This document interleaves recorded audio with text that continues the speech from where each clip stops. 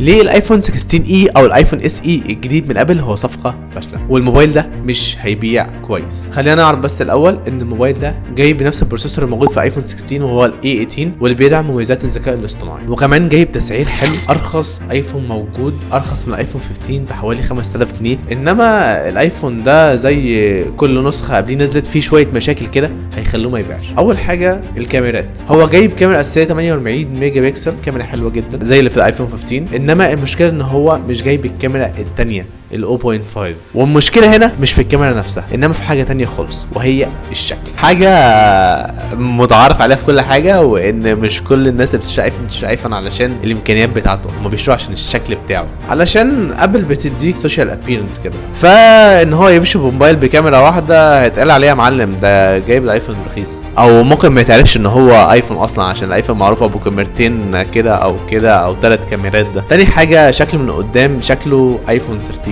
شكل قديم شويه برضو، كله عايز يروح للدايناميك ايلاند والحاجات الفشخره دي، حتى لو مش هستفيد منها ومش عارف هي ايه، بس بتكلم من وجهه نظر شركه ابل دي مش هتبيع، مش من وجهه نظر مستخدم خالص دلوقتي.